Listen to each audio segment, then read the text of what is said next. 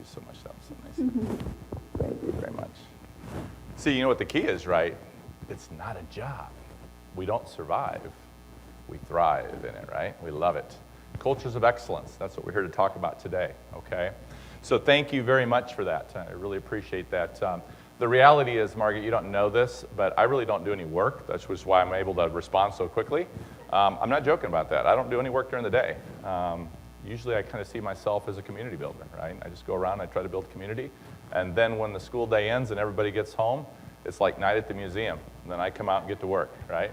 That's what it's all about. So it's a lot of long hours, but we really see ourselves as trying to do everything we can during the school day to make the greatest impact that we possibly can. So thank you very much. As Margaret said, my name is Jimmy Casas. I'm a high school principal.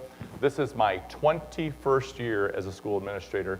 16 of those at the high school level, 5 of those, I'm sorry, I don't even know how long I've been in. Let me try that again. 18 of those years at the high school level, 3 of those at the middle school level. So the last 13 years at the same high school in Bettendorf, Iowa. So last week I was talking to a group of educators out in beautiful San Diego, California, and it always remind myself again why I live in Iowa? I'm not sure why I live in Iowa, right? Beautiful weather, it's so nice to sit outside and enjoy that. And then I come here and I hear all the people talking about Illinois and the weather and how terrible it is. And I'm like, come on, I live in Iowa. This is nothing compared to the world I come from, right? So this is the world that I live in every day, right?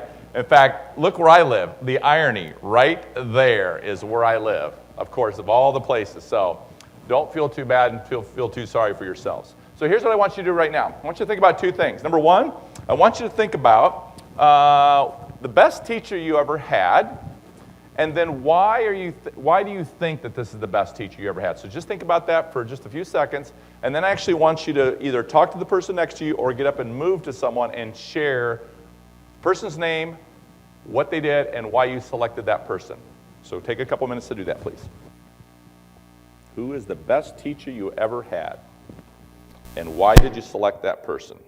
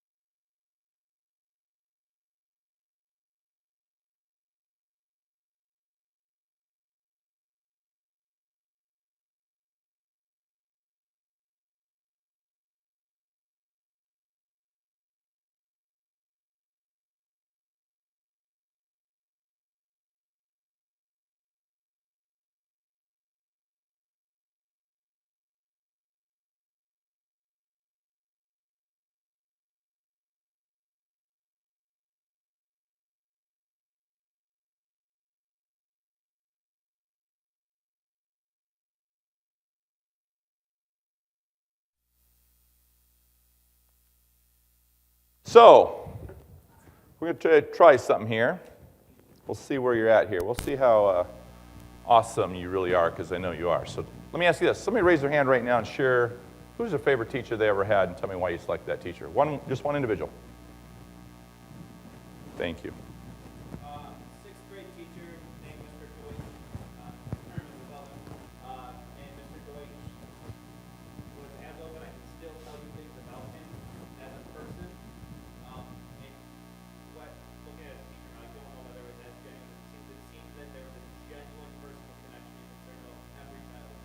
Awesome. Andrew, would you mind sharing what you shared with me?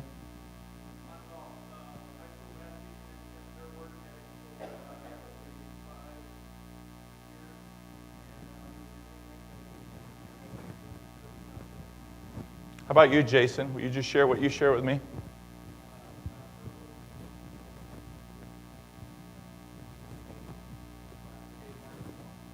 Okay, learning fun.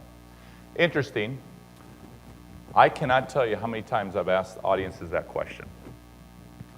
And I can honestly say there's only ever been one time that someone talked to me about content. Interesting, isn't it? It's always about the way they made them feel. Fun, made me feel important, was able to do it. And there was a little bit of instruction over here, but it was still always, he made sure he got it, right? Those, my friends, are where it begins. We cannot forget how important that is, because that, and we all know, is the relationship piece. When you begin to look at creating cultures of excellence, I want you to think about these 5 things. This is 21 years of experience, and I have no data to prove it other than what I feel right here in my heart, and what I've seen with my own eyes, and what I've felt, and the conversations, and the situations, and the experiences that I've had. Not only 21 years as an administrator, but quite frankly, you need to know something about me, and that is this. I just told this gentleman right here, I'm a graduate of Muscatine High School in Muscatine, Iowa. What I didn't tell him is, and I don't mean this meanly, is I have no connection to it. No one ever talked to me about going to college. My school experience, quite frankly, was negative. I wasn't a very good student. I was apathetic. I had no business being in school, didn't want to be in school, didn't like it at all. And honestly, I still believe it. And the reason is because I walked out of there after 4 years. Quite frankly, it was 4 years and a quarter because I didn't think I got expelled for a quarter. But what happened to me was I never felt connected. I never felt that I was a part of that school community. My life purpose, my life drive, my passion every day is to make sure that all of our kids, and I mean every one of them, and you know, even the ones we don't like, is we got to figure out ways to make sure when they walk out of that school after 4 years that they leave feeling that was a school that cared about them and it was a positive experience for them. Not that it's perfect, but there are moments because every child deserves to have a moment, right? And that's what we've got to figure out. So when we talk about cultures, it takes a vision. You have to have somebody who has a vision, you have to have leadership, and then somehow that individual has to begin to cultivate that and have a situation where in the entire community, everybody believes in what the fundamental purpose of that school community is all about.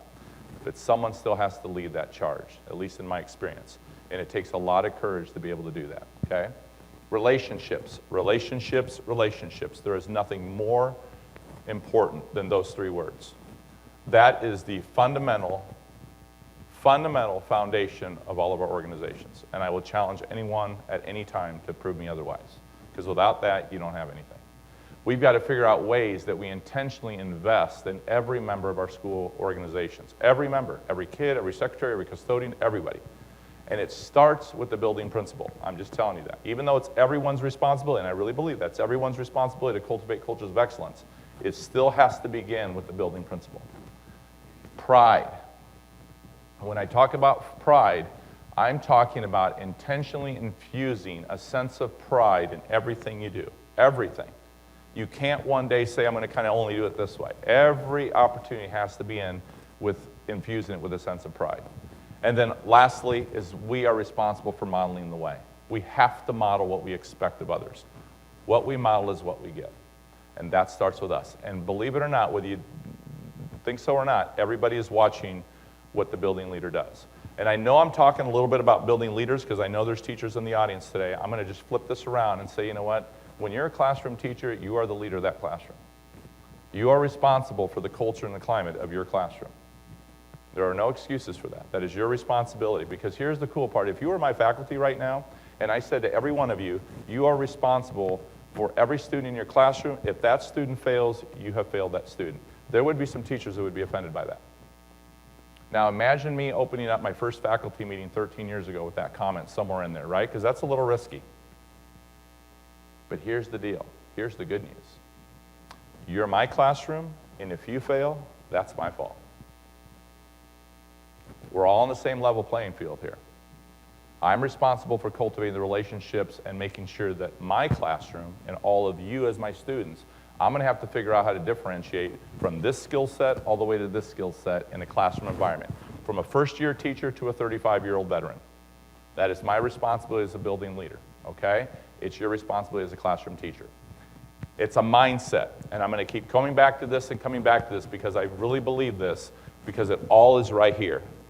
And I know I just had a conversation with a lady you might have been even listening to a little bit, and we were talking, and it's funny how what I've learned is that our vocabulary over the years continues to be filled with a lot of yeah buts and a lot of reasons why things won't happen.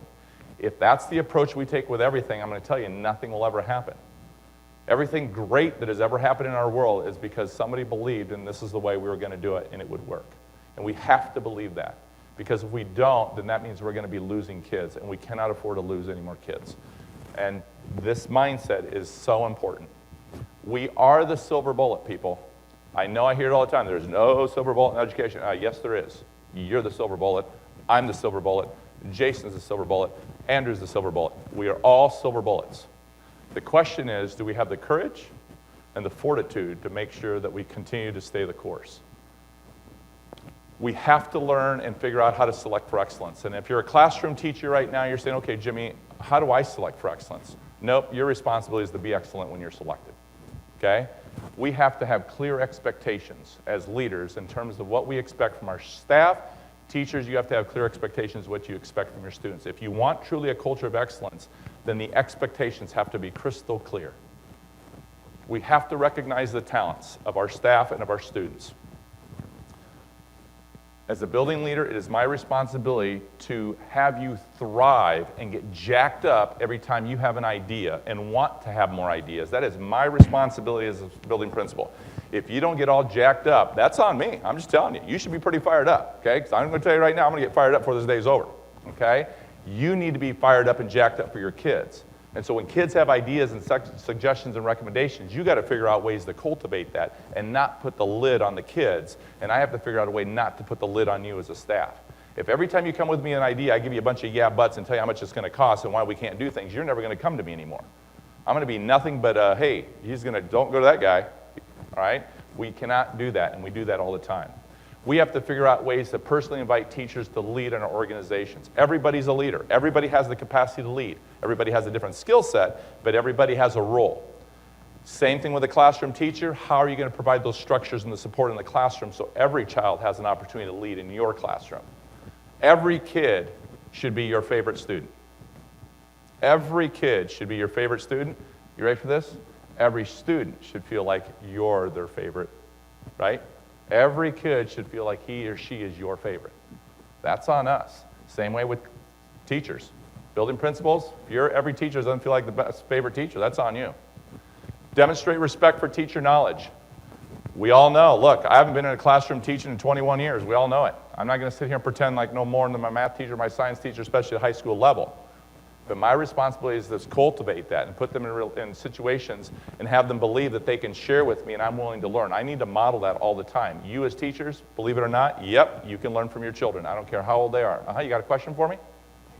Yep. The personally invite?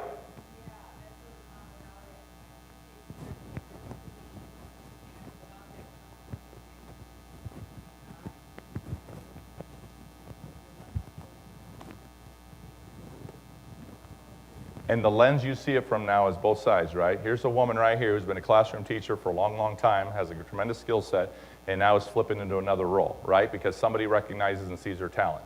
And you're right. We expect that the people are just going to step forward. They don't do that, right? What's your name? Dave. Hey, Dave. It's Jimmy. Hey, do me a favor. The other day when you were in classroom, you're showing that was so awesome.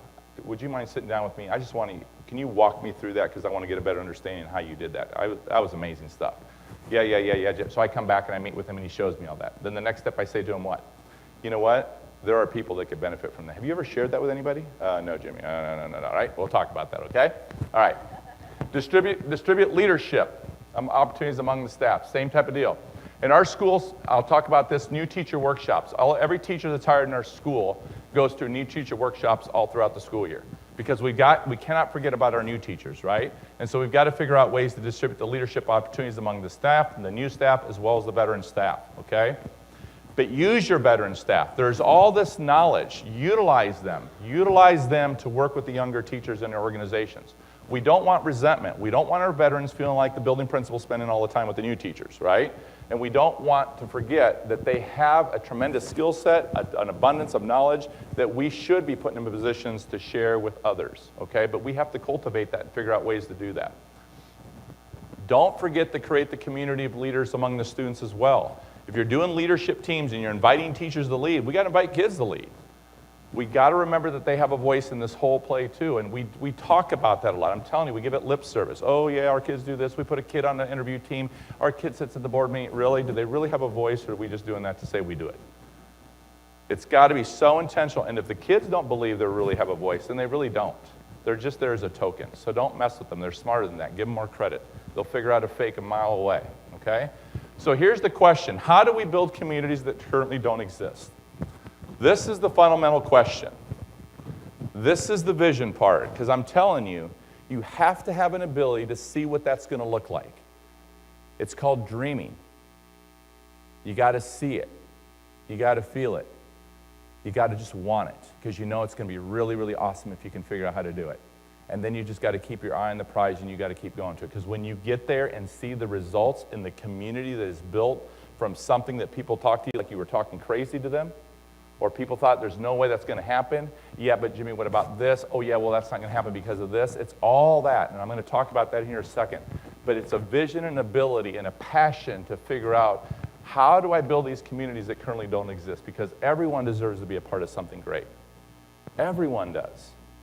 And I know we talk about it, but do we really do that for our students? Do we really? Amazon Instant Video, who brought you Golden Globe winner Transparent. I don't believe there's a better world than this one. I'll be fine. Have fun. I'll do it. Well, 10-year-old girl. here goes something, I guess. Oh, okay, you can do this. I'm gonna jump. You got it. Whoa, my ski's slipping off. Just remember, never snowplow, okay? No snow plows. Keep it straight and you'll be fine. Okay. Same thing doing this one. Straight. Do you go faster on the in run? Little bit. A little bit. Yeah. Is it any steeper, do you think? Not much. Same steepness, it's just longer. Well, just longer. Just longer. Just a bigger 20, that's all. Yep. Have It's a fun. bigger 20. Go ahead. You got this. I got it. It's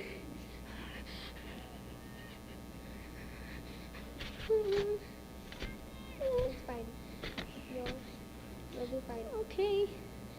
Here The longer you wait, you'll be more scared. I go.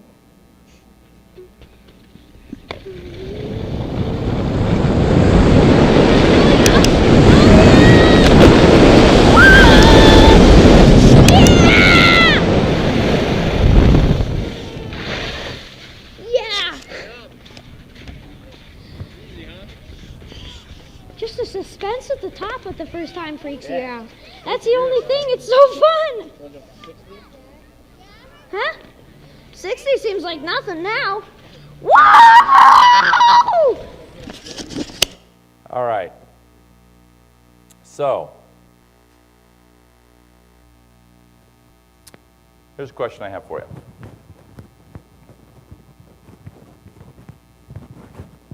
Because this is where the rubber hits the road. Because I believe you do. The question is, why don't we keep going for it? And there's a lot of reasons for that. I really believe this. This is going to hurt a little bit, and I apologize, but I really believe this. And I'm not just talking about schools. I'm talking about every organization. Our world is full of average. I want you to think about something in your own school right now, your own organization. I want you to just in your head quickly run through who the best of the best is. Like they are great in everything they do. And I will challenge you that you cannot come up with more than 10% of your population in your organization. And I'm talking the best of the best. These are the people that if you left your organization today, you would do whatever it took to bring those people with you because they are just the best of the best. You can't be awesome over here and then, oh, yeah, but they're unorganized. Nope, they're not the best of the best. I'm talking the best of the best. What happens is in our organizations, now let me ask the question a different way. When you went to hire a teacher, you probably hired them because either you saw the potential in them or you already thought they were the best of the best or had the potential to be the best of the best. So the question comes to then what happens over time? And we all know what happens because these people walk into our organizations just jacked up and ready to change the world, right? And then by November or December, they're walking in the building, going straight to their classroom, closing the door, and doing the best they can. That's what happens. They just do the best they can. And the best of the best actually can sometimes still survive that, but here's what happens. They don't let anybody know.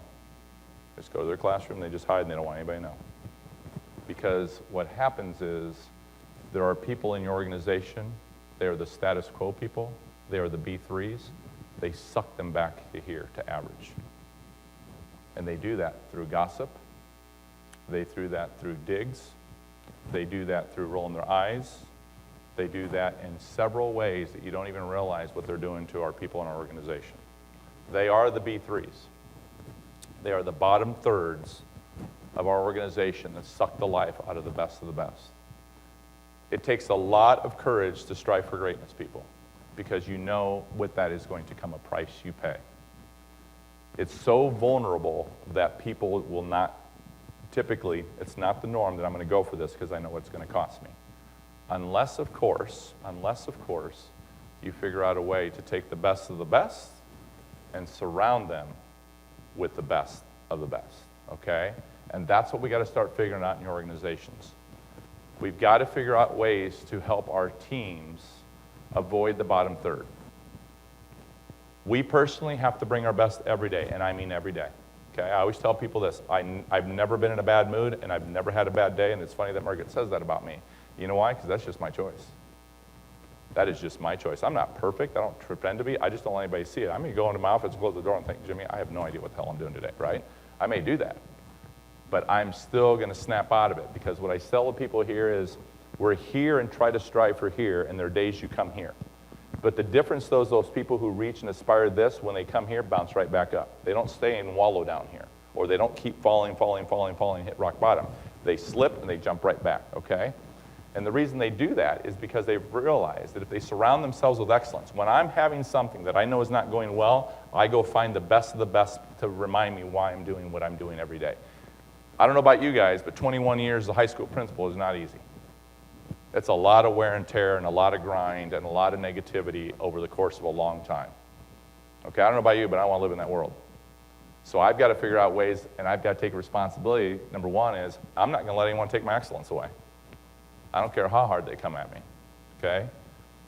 But honestly, just like you, I'm going to screw it up. And so when you do, here's the good news. Your personal excellence starts over again tomorrow. We don't have time to wallow in it, people. If you want to be the best of the best, you're going to mess up. Fine, no big deal. When you do, though, bounce back up in here, go at it again. Ask for forgiveness. When was the last time you ever asked somebody for forgiveness? You know what? You're going to screw it up. Tell them you screwed it up. Own it. Ask for forgiveness, and then move on. Quit fretting over it, okay? Most people aren't doing that, but it gets in our heads. It's our mindset. We've got to quit thinking that way, okay? We need gentle disruptors in our school organizations. We need people who have the courage. If you're going to go for greatness, you got to have courage to do that, okay? You've got to make sure, as I said, you got to embrace the failure, and more importantly, you got to challenge the process. The best of the best isn't afraid to put themselves out there and challenge the process. So here's my question for you. Talk to me a little bit about how you challenge the process, because here's what I know. You would expect that from your kids. If you're in a classroom, don't you push your kids to be the best of the best? I assume you do, correct? Is that a wrong perception on my part? I would like to think you do. I don't think you walk around and say, hey, I'm sorry, honey, don't even bother because it's not going to work out for you. Hey, I'm not even sure why you're working on that paper because that sucks. I've seen you writing. Quit doing it, right? We don't do that. We don't do that. So we've got to figure out ways to how do we continue to disrupt systems and If we're going to expect that from our kids, then are we modeling the same thing? Are you personally modeling that, even though you encourage your kids to do it every day? That's the hypocrisy that our kids figured out very quickly. And that's on us as the adults, and we've got to figure that out. So we've got to figure out a way to take these pockets of excellence, and how do we turn these into networks of excellence, right? How do we make a whole organization excellent? How does the whole culture become excellent? Because it has to be an excellent, you can't be a culture of excellence and then have a frontline secretary staff that's, sorry, bitchy, okay? You can't do that, right? Doesn't make sense. You can't have a culture of excellence and then have adults walk down the hallways and kids pass by and not a single adult engages a single kid. That's not a culture of excellence, okay? These are things that are hypocritical in our world that we claim we do, but we really don't, and we don't do anything to challenge it. We don't do anything to figure out how to do that. So the challenging the process, right? So I want you to think about these. We don't have a lot of time today, so I know it's 45 minutes, but I do want you to think about these, because this is where you personally can do something about this. You know what those are, and what are you doing about the challenge of process? It's not easy. I know I stand up here and I talk about like it's easy. It isn't easy. But what's our options? Do nothing? We could. No, thank you. I didn't sign up for this world to do nothing. I signed up for this world because I really believe I could change the world. Because as soon as I stop believing that, then I'm just wasting my time. I don't know what I'm doing. I have no purpose. I have no sense of belonging. That is why when I go to work every day, I'm serious when I tell you, I'm jacked up every day I go to work. I'm jacked up when I leave. I can put a 17-hour day, and I'm still as jacked up as I was when I walked in. I'm going to do 3 sessions. I'm going to be jacked up at this third. You'll never know it was my third session or my first session. Because I choose for it to be that way. That's on me. That is on me. And I know some people think that that isn't real. Trust me, you talk to anybody who knows me ever in my life, I have been this way my entire life. Because I choose to be. I choose to be. Okay? So let's talk about this a little bit. Students first. When we talk about cultures of excellence, it starts with a students first mindset. Everything you do, and I know we hear it again, it's always about the kids, really, but we really don't model that. It's got to be truly modeled for it to be about this. Let me tell you real quick what this looks like, okay? These I'm trying to give you a few ideas about things to do in your schools, or take back if you're a teacher, maybe share with another teacher or maybe a building principal. And if he puts the lid on you, come call me. And I will personally call your principal and tell him shame on him for putting the lid on you, okay? So I'm going to give you some ideas today, some just some thoughts to go through. Okay, students first. I'm going to zip through these really quick, okay? Students first, basically, bottom line is this. You take it out to your whole staff. You figure out kids who have overcome significant challenges and obstacles who are still on par to graduate from high school. You know their stories are difficult. You know their personal story, and they're still in the game. God bless them. We've got to figure out how to way to acknowledge and recognize these kids, because we do a lot of the top-end recognition, NHS, we do all the honor roll, all that stuff, but what do we do for the middle kid, right? What do we do for this kid? What do we do for the lower? How are they ever going to get themselves on the board? They're not going to be recognized at graduation. So how do we cultivate these cultures of excellence where everybody feels that they're a part of something great? So what you do is you go out and you take it to the whole staff, you select the kids, you bring them in, you've got some criteria. I can share all this with you, by the way, too, if you reach out to me and contact me. But you get this criteria, you go out, you invite the kids in, you tell them how wonderful it is, they've been selected by the staff, and here's the cool part.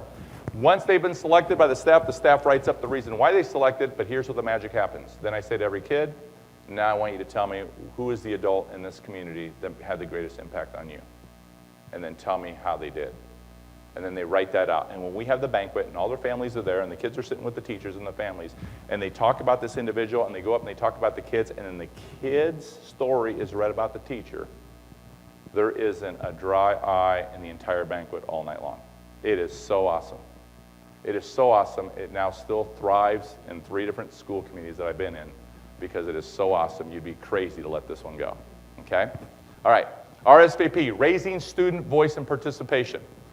I have my own leadership team. You know why? Because people say, oh, you don't want to be a principal, Jimmy, because when you become a principal, you'll lose contact with the kids. Really? If I do that, that's on me. I didn't go into this job. Sorry, I'm about kids. I love my adults, but I tell all my adults, kids come first. You're like, that close second, okay? Right there, but they're more important to me, okay? Now, raising student voice and participation, figure out how to build student leaderships that are truly student leadership teams, that truly believe they have a voice, that truly believe they can change the world, that we truly put in positions to make an impact, that change behaviors, that change structures in your school facility. Now that is a true student leadership team. Facilities, policy, academics, school culture. Those are the 4 umbrellas that our student body is responsible for. They can bring any idea to the table on that, and then we have a process that we follow how we get there. They're called summits. We hold summits with the entire school. Again, I can share that with you. RSVP is sponsored by the National Association of Secondary School Principals. This is Hannah Chin. I've had 4 kids already published this year in national magazines through their blog posts because we put them in positions to write blog posts. In fact, I give them my phone and give them my Twitter account and have them tweet about the school and what's happening. Doesn't that freak you out a little bit? Does most people, okay? There aren't too many building principals who are willing to put themselves out there like that because here's why. They live in the yeah, but world, or they live in the what if world. I don't make decisions based on where 5% of the population might do something wrong. Guess what? They're going to do something wrong. They're going to screw it up. It's called teenagers, okay? Teenagers. It's not like 6th graders. You know what the definition of 6th graders, right? You don't? They just run around. They find somebody, hit them.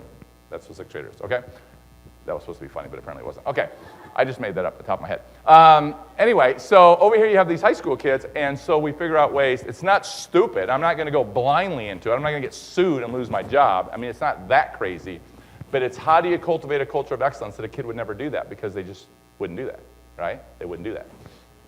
Everyone deserves to be a part of something great. So let me give you a few more examples here real quick. 2 a day, simple. You might have said, yeah, Jimmy, I've done that before. I heard about it. But here's the thing. Yeah, we've heard about it. Yeah, I've done that before. The question is, are you doing it right now? Did you do it today? Did you do it yesterday? Are you going to do it tomorrow? 2 a day. Every day I walk in the building, take 2 times. Just take, honestly, 3 minutes, write 2 notes, drop it in the mailbox, keep track of it. All year long, by the end of the first semester, my entire staff has already received a personal note from me and a personal follow-up conversation. Okay, so not only do I write the note, I take it one step forward, and I go find that adult, and I reach out to them and have a conversation, and now I thank them personally. So I thank them in writing, and then I thank them personally. Simple idea, but do you do it every day? Why not? Because it works, and it's awesome. And I can't tell you how many times people have told me that was the most significant thing you ever wrote me, because at that moment in my life, I don't know how you figured that out, Jimmy, but I was way down. Okay? I'm trying to lift them up because you know what? They are great in my eyes. And I have a responsibility to be a part of lifting them up, not being a B3 in their lives. Student interviews, okay? I have 60, by October 1st, 60 new students in our school. I interviewed all 60 students, okay? Today, 58 of those 60 students are still in my school. But here's the cool part. Between October 1 and now, 40 more students have we picked up in our school. 100 students, 98 actually, but 100 students brand new to the school this year. All brand new. Interviewed every one of them personally. Okay, now tell me that. What message does that send in a culture of excellence? Does the building principal know him? Yep. When he sees them in the hallway, he's going to call them out by name? Yep. You know why? 1,500 kids, if I don't figure out a way to get to know these kids, they're going to walk in my school, be there for 4 years, I'll never know who the heck they were because they haven't come up through our system. I have to be intentional of that, and it's a pretty darn good feeling. You know what else you find out? A lot of other information, because how do we continue to get better for our kids? Parent calls. I'm not talking about parent calls, but if you're a teacher, you can do that too, right? So if you're a classroom teacher, well, Jimmy, but I'm not a building principal. Yeah, well, why don't you interview all 25 of your kids one-on-one individually? Have you done that already once or twice this year? Why not? That, to me, builds a classroom culture of excellence when kids feel that they are the favorite child in the classroom, because every kid should feel that way. Parent calls. You ready for this? Every new teacher in my building, halfway through the year, I call their parents and tell their parents how awesome they are and thank you so much for giving us the gift of your child to work in our building, because I cannot tell you the impact that they have made for our kids. And you want to know something? How many parents do you think, men and women, that I've talked to and had that conversation that cried on the phone right there when I was on the phone with them? Because I'm telling you, that has never happened in their life. And most people who have children in education have been teaching, whether it's 1 year or 10 years or 15 years, has never had a building principal to call them to tell them the impact that their child, I don't care if you're a 65 or a 7-year-old woman, you're still very, very proud because your baby will always be your baby. And when they hear that, that, my friends, begins the process of getting to a culture of excellence. Student recognition. There are so many ways to recognize kids. I'm just going to go through these very quickly because we're down to, we still have 10 minutes. I'm doing pretty good. Just watch this. Just show you some pictures. Maybe trigger some ideas, okay? See this? This is how we recognize kids in our school. You walk into the school, you know exactly you've walked into a culture of excellence because we're going to show the whole world. I'm not talking about this little plaque that goes across the wall that if, when I'm 40 years old, no way how can I see that thing up there anymore. I'm going to put it right in your face. There is no way you're going to miss that. And I'm not just talking, is there the best of the best there? Yep, there's AP, there's National Merit, there's ACT 30 and above. Yep, but there's Students First, there's FBLA, there's Student Council, there's Speech and Debate. You name it. Everybody, because here's the cool part. It started with one sign. One sign. In fact, I still remember putting it out saying, hey, does anybody want? And guess I had one person respond. But now here's what we get. Now I never have to do that, do I? Hey, can I get one of those signs? Hey, I'd like to recognize my kids. Hey, I'd like to do this and showcase that. That's our responsibility, is how we're cultivating that everybody wants to be a part of that, right? Again, whether it's National Merits, Whether it's murals, this is just the art department. How do we figure out ways to showcase the talents of our kids in our school and put it significantly where no one can miss it? You cannot miss that walking down a hallway, right? Future Business Leaders of America, Jason, getting some ideas back there, aren't you? Better take that back to your building principal. If he puts the lid on you, you tell me, I'll call him personally and tell him, okay? Don't you just hate when people do that, right? We should be pushing for this stuff, promoting it. Speech and debate. Speech and debate. This is funny. This is a picture that's still old. I just realized this last night. Like, why do I have that picture? That's like, 3 years old because it's completely filled now, and so I'm not sure why I have this old one, so I have to update it.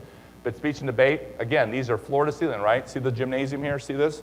You cannot miss this. Do you think this builds communities?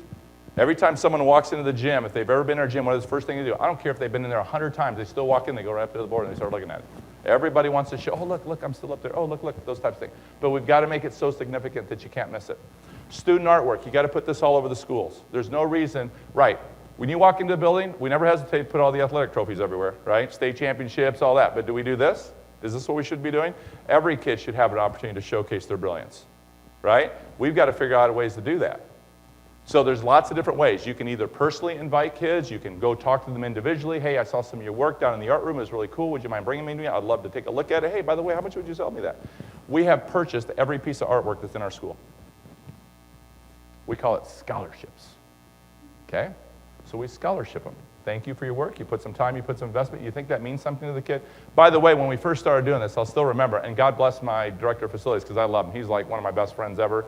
I would do anything in the world for that guy, but I still remember the first conversation when I told him I was going to do this. He looked at me and goes, Jimmy, the kids are just going to ruin that.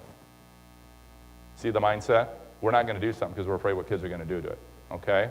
No, we're not going to do that. We'll just put it up. Kids will respect it. They'll take care of it. In fact, every once in a while, a kid will be walking down the hallway, maybe has a book bag, maybe turns, maybe it hits someone and it falls, right? What happens? It breaks. In every case, I can't even think of when anybody just left it laying there. They just pick it up. They either take it to an adult or take it to the library, or take it to a teacher, or bring it to the office and say, look, I'm sorry, I knocked this off the wall. No problem. We'll fix it. We'll put it right back up. Not a problem. Every one of these have been scholarshiped, okay, all over the school, okay? Doesn't matter where you go. We're going to show our kids' brilliance. Again, we do the same thing, whether it's speech and debate trophies, whether it's athletic trophies. We're never going to apologize. Don't ever apologize because you have an excellent music department. Don't ever apologize for that, right? But showcase it and showcase it for everybody because there is some serious talent in our schools, and we cannot forget that. And if we're not showing that to people, we should be, okay? We should be taking time to do those things for our kids. Talk about when you cultural things. We teach Chinese in our school. I mean, this woman who continues to showcase all the great stuff about the Chinese culture. In fact, I wasn't even there, but my assistant principal just walked in. I know just a couple weeks ago they celebrate Chinese New Year in our school. That is pretty cool, right? When you celebrate those types of things and give the opportunities for our kids to have those types of experiences. But our whole school looks like this, wherever you go, right? If you have student artwork, you want it to be respected and appreciated and valued, make it professional. Spend a little time, spend a little money on it. Let the kids know how much you really value it. When this started, the very first time we did this project, it was all that brown rolled paper. You know what I'm talking about? That paper that, what do they call that paper? It's got a name. What's it called? Thank you. Okay. So what we did is say, you know what, that's beautiful, but it'd be really cool if we made that like permanent and did it really, really nice, right? This doesn't cost that much money, people. It really doesn't, okay? But make it nice, make it professional, all right? If you have an opportunity to showcase your school, let your kids have ownership in it, right? All the quotes you see around the school all came from kids, maybe about, 8 years ago now. It's been about 8 years ago that the kids wanted to put some quotes around the school. Fine, come up with some quotes, we'll put them around the school. We did that through RSVP. Showcase, make your school look bright, make it look professional, make it that sense of pride. Infuse a sense of pride into everything you do. So here's the question, who is carrying the banner for your school? Jason, I hope Jason carries the banner for his school when he goes back and said, hey, I heard this guy talk from Iowa. You should see where he lives. He's got some really shitty weather. Can I say shitty in this presentation? Okay, so the idea is, hey, I want to showcase, right? I want to do something. I have this idea, right? We've got to infuse that sense of pride, and you've got to carry that banner. You've got to be that positive voice. There's so much negativity in our organizations, people. You know that, I know that. We've got to keep striving for greatness, pushing people to greatness, and then we've got to support that, and we've got to figure out ways to surround them with a culture of excellence. Because if we don't, they're going to fall back to average. And they don't want to, but they have no choice, because you know what? It kind of sucks being the one who's always kind of singled out. And I'm not going to put myself out there because they're going to make comments and they're going to gossip about me. That's on us. Whether you're a building principal for your classroom, or you're a classroom teacher, how are you creating opportunities for your kids in your classroom to put themselves out there and make themselves vulnerable without feeling attacked or feeling like someone's bringing them down? That's our responsibility to figure it out. The last thing I'd say is this. We've got to figure out ways that we need to strive in our organizations to be tomorrow today. It takes a vision. It takes courage. It takes leadership. It takes a sense of vulnerability. It takes all these things, but we can be tomorrow today if we choose to. If you walk out of here today and you go back out there and and you go back to your schools and go back to your classroom and do the same thing you've ever done, and you never do anything different in your routine, and you don't take advantage of that, then what was the sense of being here? Take some sort of action. Be tomorrow today. Go for it. I don't care if it's a blog post. I don't care if it's a tweet. I don't care if it's doing something in your classroom. I don't care if it's standing at the doorway and high-fiving a kid. I don't care what it is, okay? So the good news is we still have 3 minutes. So I'm going to ask you a favor real quick. Everybody stand up. Play along, please. Thank you very much, because you know what? I'm going to tell you you can change the world. Here's what I'm going to ask you to do. Ready? See this? You are great. You are awesome. You are the best. You are the best of the best. You rock. You are going to find 5 different people. You are going to go in that order. And you are going to not only say it loudly, you are going to high-five the individual when you say it. So, for example, if I sit here and say, you are great, you are awesome, you are the best of the best, you rock, and you're high-fiving, we're going to rock this roof off right now. So, you ready? There's the 5. Begin. 5 different people. Let's go. Do it. Get jacked up. Get jacked up.